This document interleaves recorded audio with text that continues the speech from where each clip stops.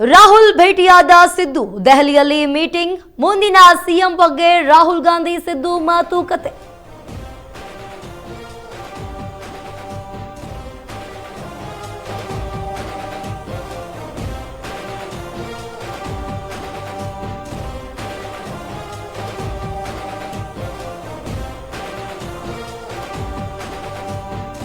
ರಾಜೀನಾಮೆ ಬಳಿಕ ಸಿದ್ದುಗೆ ಹೊಸ ಜವಾಬ್ದಾರಿ ಸಿಗುತ್ತಾ ರಾಷ್ಟ್ರ ರಾಜಕಾರಣಕ್ಕೆ ಬರುವಂತೆ ಹೈಕಮಾಂಡ್ ಮನವಿ ರಾಜ್ಯಸಭೆಗೆ ಬರುವಂತೆ ಸಿದ್ದರಾಮಯ್ಯಗೆ ಹೈಕಮಾಂಡ್ ಮನವಿಯನ್ನ ನಯವಾಗಿ ತಿರಸ್ಕರಿಸಿದ ಸಿದ್ದು ನಾನು ರಾಜ್ಯ ರಾಜಕಾರಣದಲ್ಲೇ ಇರ್ತೀನಿ ಎಂದ ಸಿದ್ದರಾಮಯ್ಯ ಸಿಎಂ ಸ್ಥಾನಕ್ಕೆ ರಾಜೀನಾಮೆ ಬಳಿಕ ಹೊಸ ಜವಾಬ್ದಾರಿ ಸಿಗುತ್ತಾ ಈಗ ಸಿದ್ದರಾಮಯ್ಯನವರು ರಾಜೀನಾಮೆಯನ್ನ ಕೊಟ್ಟಾಗಿದೆ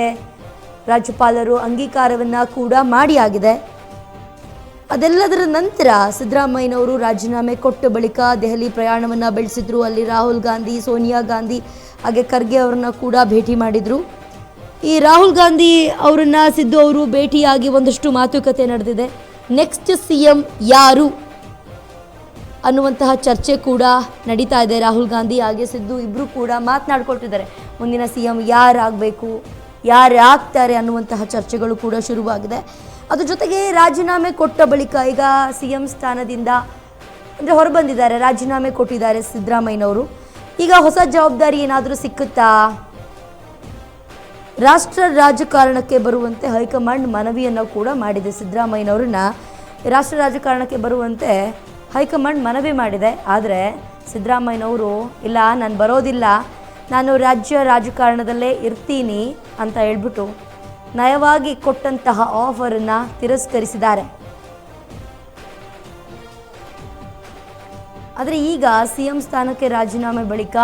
ಮತ್ತೆ ಯಾವುದಾದ್ರೂ ಹೊಸ ಸ್ಥಾನ ಏನಾದರೂ ಸಿಗುತ್ತಾ ಹೊಸ ಜವಾಬ್ದಾರಿ ಏನಾದರೂ ಸಿಗುತ್ತಾ ಕಾದು ನೋಡಬೇಕು ಆದರೆ ಸಿಎಂ ಸಿದ್ದರಾಮಯ್ಯನವರು ರಾಜ್ಯಸಭೆಗೆ ಬರುವಂತೆ ಒತ್ತಾಯಿಸಿದ್ರು ಕೂಡ ನಾನು ಬರೋದಿಲ್ಲ ನಾನು ರಾಜ್ಯ ರಾಜಕಾರಣದಲ್ಲೇ ಇರ್ತೀನಿ ಅಂತ ಹೇಳಿದ್ದಾರೆ ನೋಡಬೇಕು ಏನಾದರೂ ಹೊಸ ಜವಾಬ್ದಾರಿ ಸಿದ್ದರಾಮಯ್ಯನವರಿಗೆ ಮುಂದೆ ಸಿಗುತ್ತಾ ಕಾದು ನೋಡಬೇಕು